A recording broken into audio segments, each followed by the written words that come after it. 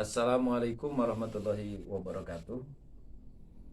Alhamdulillahilladzi tasabba bil kamalat wassalatu wassalamu ala sayyidina Muhammadin alladzi uyyida bil mu'jizat wa ala alihi wa ashabihi fa'alul hasanat wa sanibul munkarat amma ba'du.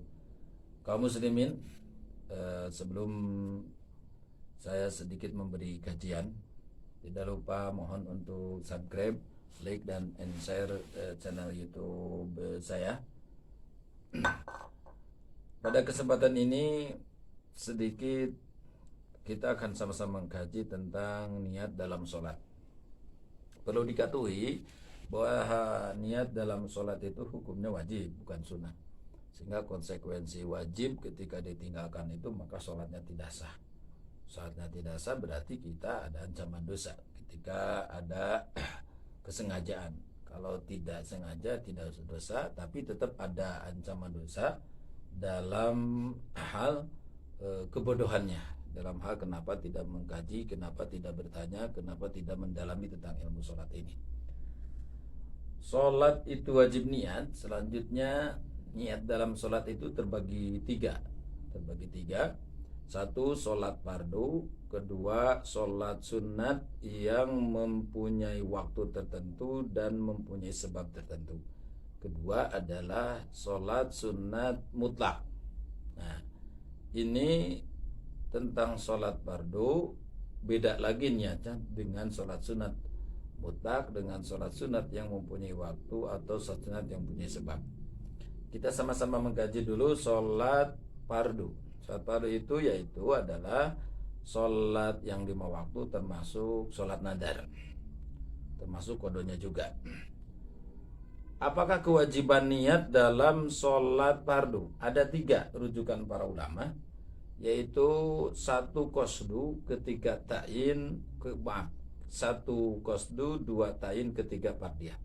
Yang dimaksud qasdu itu adalah bermaksud sholat, artinya hati kita ketika bibir mengucapkan Allahu Akbar, maka hati harus bekerja dengan mengatakan sholat saya atau saya sholat. Nah, itu adalah qasdu. Kedua adalah ta'yin. Ta'yin itu menentukan, harus disebut sama hati kita. Duhur, kalau duhur, asar ya asar, itu ta'yin itu. Ketiga fardiyah, artinya hati harus bekerja mengatakan fardu.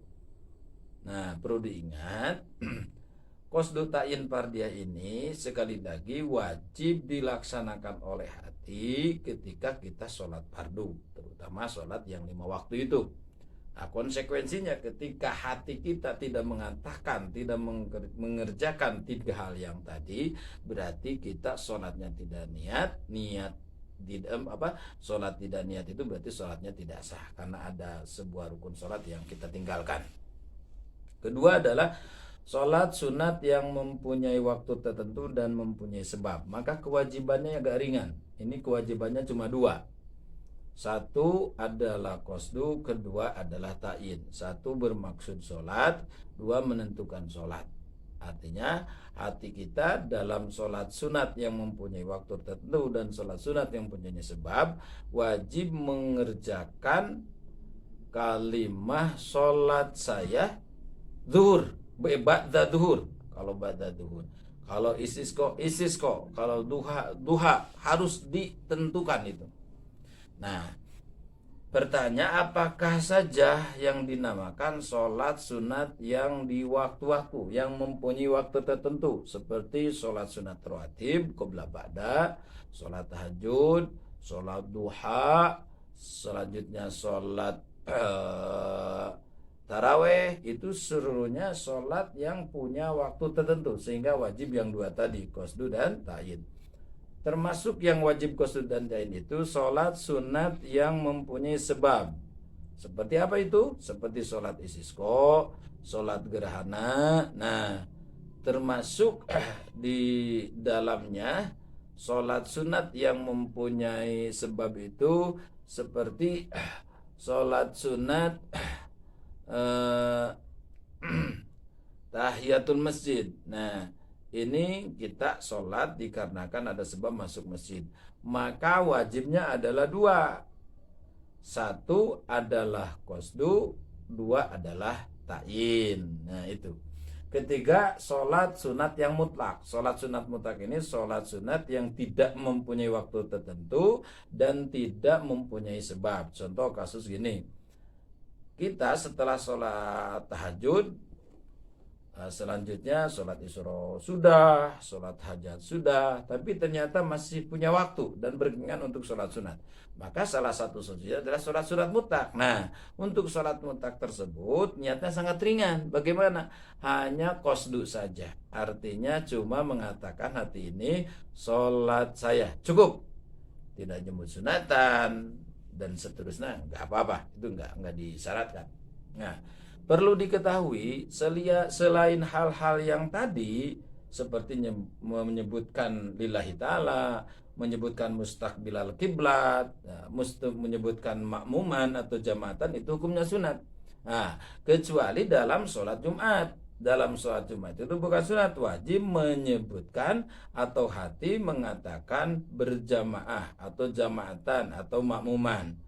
Kalau imam ya imaman. Kenapa hati wajib mengatakan imaman, makmuman atau jamaatan? Karena dalam sholat Jumat itu disyaratkan harus berjamaah.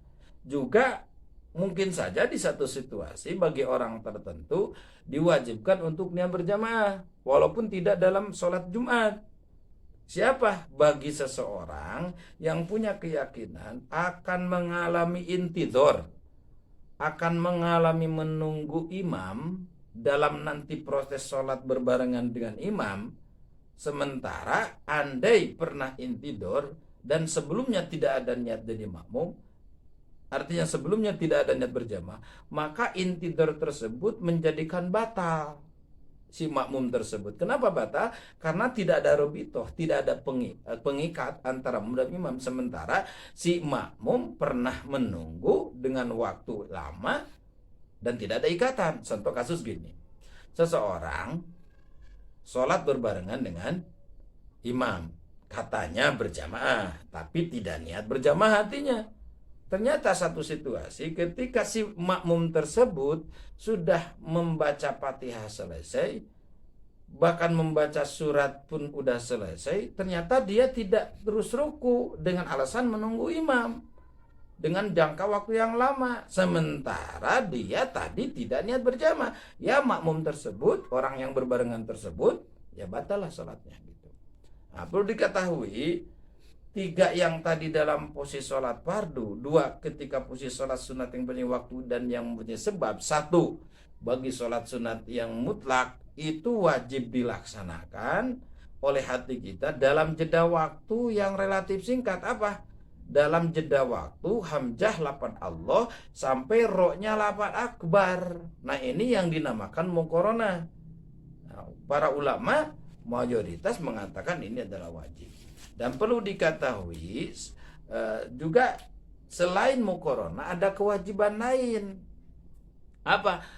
Mengatakan para ulama ketika kita niat dalam sholat itu diwajibkan istihdor. Istihdor itu ketika menyebut sholat saya, maka wajib dihadirkan secara globalnya sholat dalam hati kita. Semoga ini ringkasan ilmu fikih, walaupun tidak begitu mendalam, mendapat manfaat untuk kita semua. Sekali lagi jangan lupa subscribe, gratis. Insya Allah jadi amal soleh.